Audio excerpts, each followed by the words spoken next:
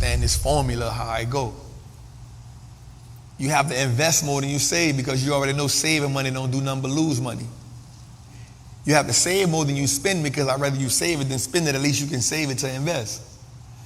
I want you to understand that your money has to work harder than you working for your money, because if you outwork your money, you're going to wear out before your money do. You're going to get fatigued before your money do. After you work 10 or 12 hours, you tired, but your money don't never need a break. The difference is you become financially exhausted because you work hard for your money and you spend your money hard as you work for it. Oh, man, that was good. Salaries are created at work, but wealth is created at home. Here's why that's important. Your job should be your biggest source to building your wealth. 100%, we won't disagree with that. But once you make the money, the next thing is, how much of my money gonna work for me? What asset class can I put my money in? How can I structure the portfolio the right way? How do I put my money? What is my ROIC? What that mean? What is my return on invested capital? Capital is simple money that you use to invest. How good am I at turning $1 into 10? How good am I at that? Let's go a little further. I be coming up with these titles like I'm creating a mixtape or something. Yeah? New dope boy on the block, Jeff Bezos, man. So watch this. We all know about Amazon, a great company. Amazon rolls out Amazon Clinic, a nationwide virtual telehealth platform. Now, if you've been tapping on Trappin just for a while, you remember when I said that Amazon is about to enter the healthcare game and they're going to change the game in a different way. One of the things they do is, so what is, let me ask y'all a question in the audience. What does Amazon do best? Say it loud.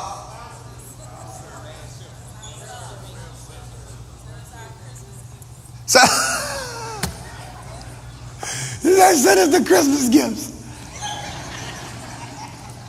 So what people don't realize is that Amazon sells products and services for fun. That's their side hustle. Their biggest way of making money is from AWS. While the cloud service is big, here's what they did realize. Visionary. He understood that the healthcare industry is a bigger industry than the tech industry because you can integrate the two. So what did Jeff Bezos do? He went out and he bought a company called PAYCHECK. That's the one that y'all know that Nas invested in. And then the next thing he did was, once he bought the Whole Foods stores, he said, yo, this is gonna be a great thing to do. But then he bought this other company called One Medical. I told y'all about that a while back.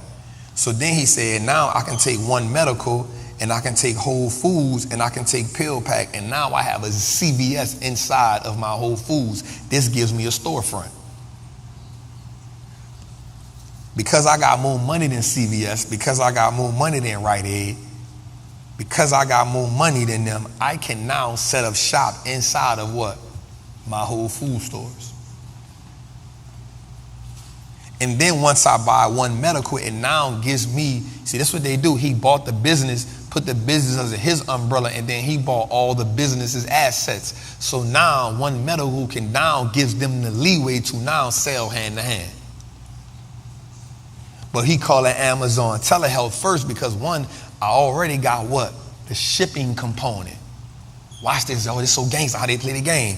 I already got the shipping component. This is why FedEx can't make no money. This is why UPS can't make no money, because I took my products out of their hand and I became integrated vertically. I want you to write this down. If you can find a company that's integrated vertically, I can promise you it's a company worth owning. What does integrated vertically mean? I can do everything from within myself. I don't got to outsource it. Man, this is good, Jose. Watch this. So here's what Amazon did. Now that they have that component, now that they have PAYCHECK, now that they have One Medical, now that they create telehealth as a virtual platform, they now have jumped in the medical industry. Now what happens? You're going to see companies like Rite Aid, CVS, you're going to see them join forces. You know why? Because Amazon has more money than them, Amazon can put them out of business. Guess who his second biggest competitor gonna be? Walmart. So now not only is he gonna compete with Walmart in retail, he's also gonna compete with Walmart with selling dope. They got it, they got it, they got it, they got it, they got it, Jose, they got it. I want y'all to understand that legal dope dealing is a thing. Let's go a little further, Jose. By 2030, the telehealth community is expected to be over a like $40 billion industry. And you see it's growing. Right now it's at 29, it's looking to keep on extended. I need you to understand that, watch this, US telehealth market shares increase, payers, providers, patients, on-premises, web-based, cloud-based. What do you think Amazon thrives at? They already got the cloud-based because they got AWS and because they already have our data inside of Amazon. Watch this, and it make sense to you. How many people got Amazon Prime in here? The people that ain't raising their hand, y'all be making me mad, yeah. Cause y'all be trying to be like, you ain't right. Look how dope Amazon is. This is why I like one of the things I love about this is understanding how businesses do business. The reason why I love the stock market so much is because it helped me understand how America does business. Watch what Amazon did. Amazon, and I always say this because, yo, Jose, they gotta start sponsoring me. I'm tired of this. We need to be getting ad dollars for this. They're gonna try to play me though. They're gonna try to play me. Watch this though. Here's what Amazon does. First, the dude Jeff Bezos said we're gonna sell books. Then he went from selling books to selling everything under the sun. And then he realized that streaming was a thing. But he didn't want to really compete with Netflix head on, so he competed with them through the back door. So here's what he did. He don't actually charge you for the streaming service. He added one-day delivery to the product and gave you the streaming service for free. But watch this. When Amazon reports, it always reports how many people join Prime. Subscription for the streamers. Because here's what happens. The more people that join it, he knows that does what? Add value to the business. But you can't judge him if he lose subscribers simply because I only do this for next day delivery, not for the streaming platform. Oh, that's so good. That's so good. So now what he gonna do is this. Everybody now that has Amazon Prime, mark my word, you're going to start getting emails talking about One Medical. You know why? Because he already got over 1 billion people in his database. And guess what? 62% of Americans are on some type of drug. So if 60% of Americans are on some type of drug, guess what he can also do? Now he's gonna give you a discount because he also set up a business where he can now give you a discount on all major brands through a generic brand. Oh, that boy playing chess. Like we the only one do a live show with this much production. Like we bar none, we just different. We not in competition with nobody. To see somebody that looks like us talk about stocks, because I had never seen that before. You know, we buy during the drought, and in recession is the best time to buy. I feel a whole bunch of wealth up in here, y'all. Someone who gives me raw and uncut information. I know how to break down a company. I know how to invest. Being a more confident investor. That Wallstreet does look like us, no cliche. I will no longer fertilize my fears. That financial trauma has to be broken. We got to understand that we are more than consumers. One share at a time can change your life, change your life. What we doing? What we doing? We're printing money, baby.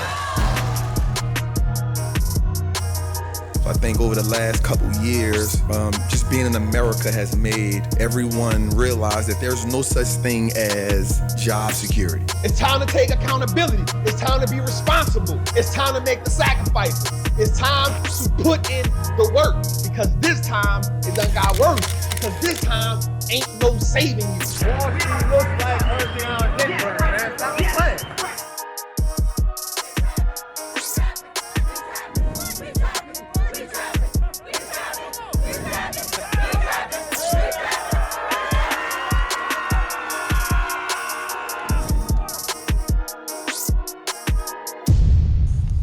All right, so watch this, man. So we did see the IPO industry slow down a little bit. So I will say, look out for the IPO gang. Another great way to play the IPO is the Renaissance IPO ETF. I think that's a great way to play the game. We got companies like, over the last 5 years, the IPO ETF has returned 15%. Last year, it didn't do really good because we didn't see too many IPO companies. But year to date, the IPO ETF is up 30%. I think that's big.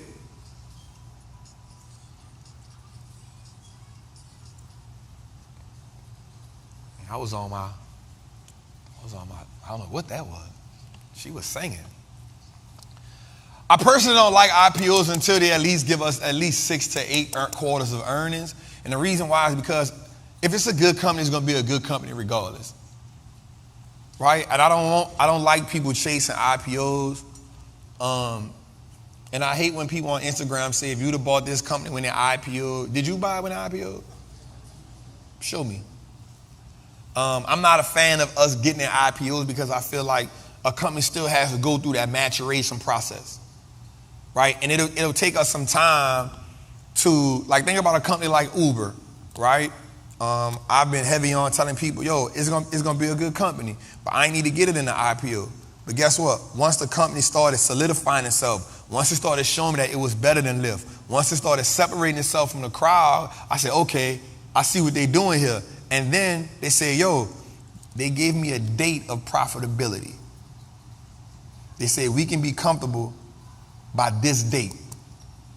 And then every quarter when they're telling me they're getting closer and closer to profitability, I know that this is a company that I don't mind owning. So now we wind up getting Uber at $17, now it's somewhere around a $40 stock price. I'm okay with that. Does that make sense? Does that make sense? All right, cool. Let's go a little further. All right, so here's some IPOs that's about to come out that's thinking about it.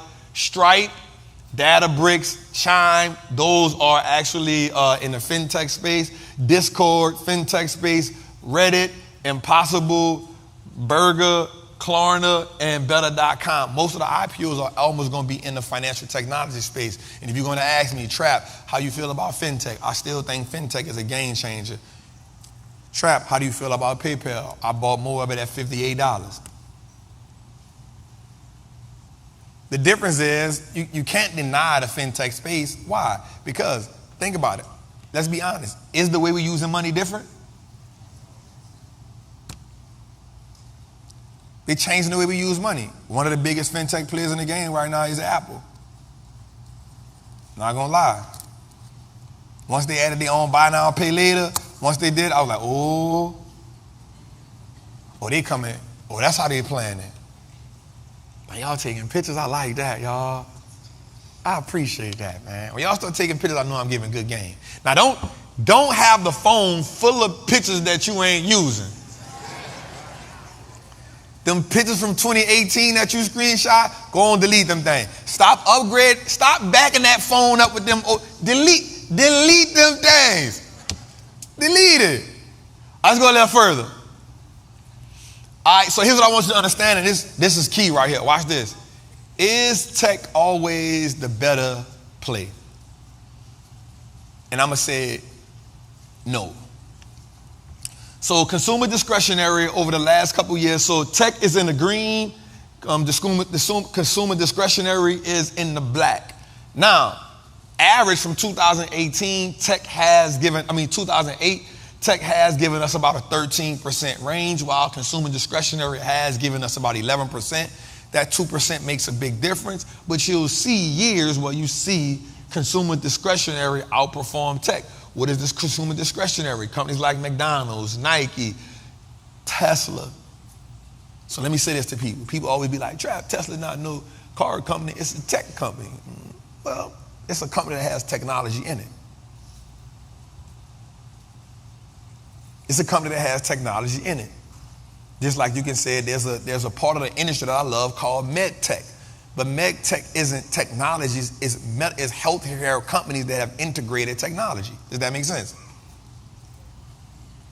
I like to call an apple, or orange, right? So, and then technology, have some things under like Apple, Microsoft, Nvidia, Broadcom. For me, I don't want nobody. You know why a lot of people didn't beat the market last year? Because a lot of people was invested in technology. They didn't know how to pivot. So one of the things I'm gonna tell y'all tonight when we talk about the workshop is the 4 or 5 accounts I want you to have. I talked about it last night. And one of those accounts is I want you to be able to take advantage of whatever the market is rewarding. So even though I was buying technology in my long-term account, in my recession portfolio, I was buying everything but technology. Why? Because if it's on sale, I'm gonna add it to my long-term portfolio. I don't have a problem with that, but I still won't beat the market, so I'm gonna use whatever the market is rewarding for that year. Does that make sense? We talking about playing a game on a whole different level. So understanding when the market is rewarding technology, it's okay to be heavy technology. When the market not rewarding technology, I don't want nothing to do with it. I'm gonna go wherever the market is rewarding, and that's how we're gonna beat the market every year. And I'm gonna show you that tonight. Let's go a little further.